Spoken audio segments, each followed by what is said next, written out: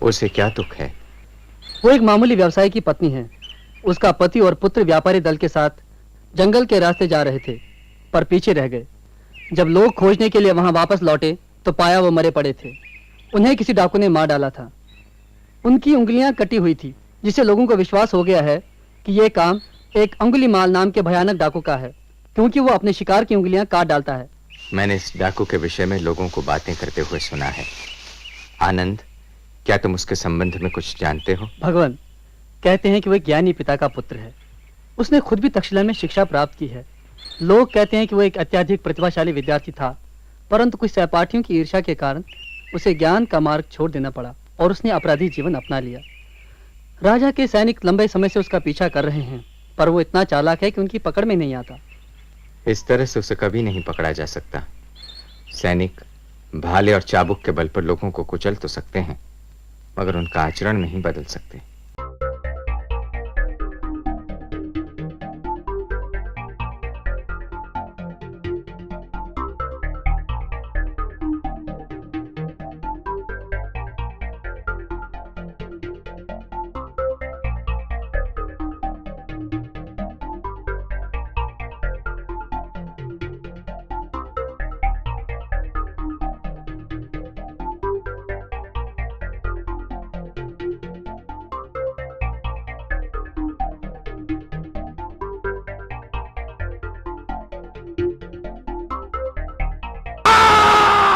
वहीं रुक जाओ भिक्खू, और आगे ना बढ़ना। क्या कह रहे हो तुम?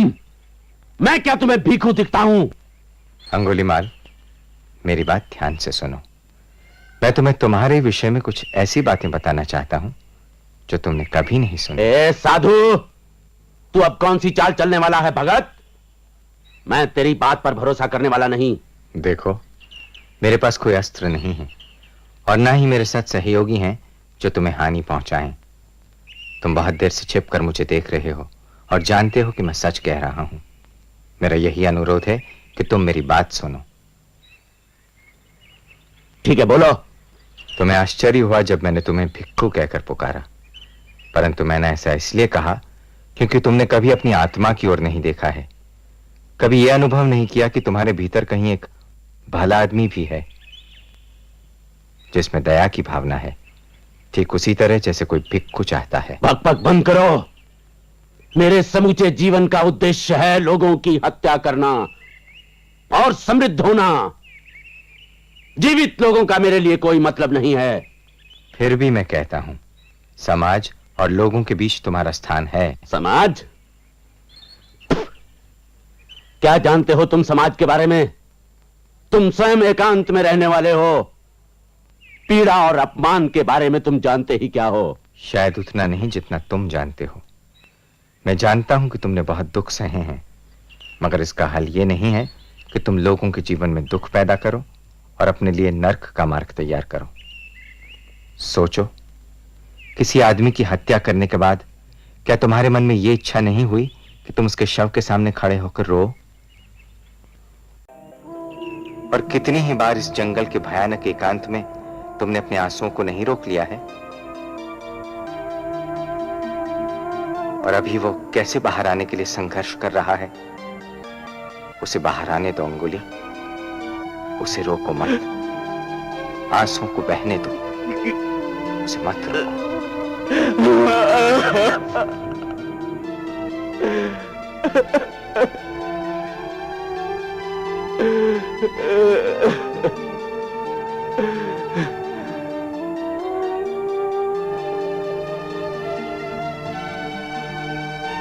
मेरी दबी हुई स्मृतियों,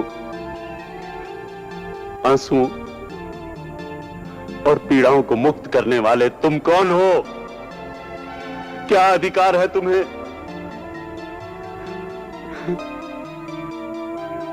वर्षों से मैंने अपने चारों ओर घृणा की दीवार बनाकर रखी थी। अपने भय बंद करके छिपा के रखे थे। तुम पास आए और अपने कुछ शब्दों और एक स्पर्श से ही उस दीवार को तोड़ दिया।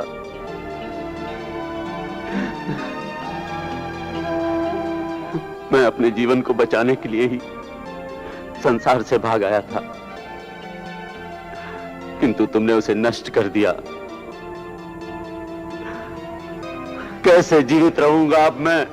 कहां जाऊं अब मैं? मेरे रास्ते में आने वाले अभियोगी, तू है कौन? बोल, कौन है तू? मैं गौतम बुद्ध हूं। मेरी शरण में आओ, वहीं तुम्हारा उद्धार है।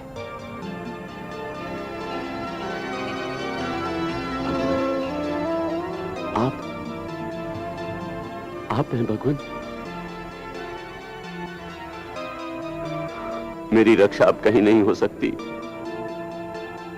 मैंने इतने पाप किए हैं जितने कोई दो जीवन में भी नहीं कर सकता। डाकू के रूप में तुम्हारा जीवन अब समाप्त हो चुका है। मैं तुम्हें अपने आदेश से भिख को नियुक्त करता हूं। ये एक नया जीवन है। नए सिरे से सब कुछ आरंभ करने का अवसर है तुम्हारे पास। नहीं, मैं पहचान लिया जाऊंगा। लोग मुझे पत्थर मारेंगे, मेरी जान लेने की कोशिश करेंगे। इससे भी बुरा हो सकता है।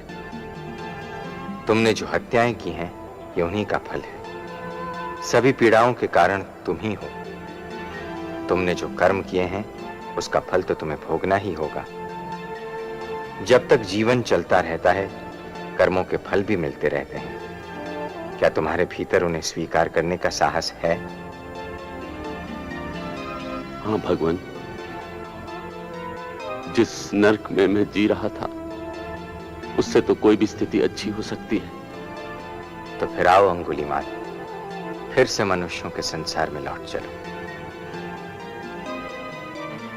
महावत अंकुश से हाथी पर नियंत्रण पाता है, किंतु भगवान बुद्ध दया से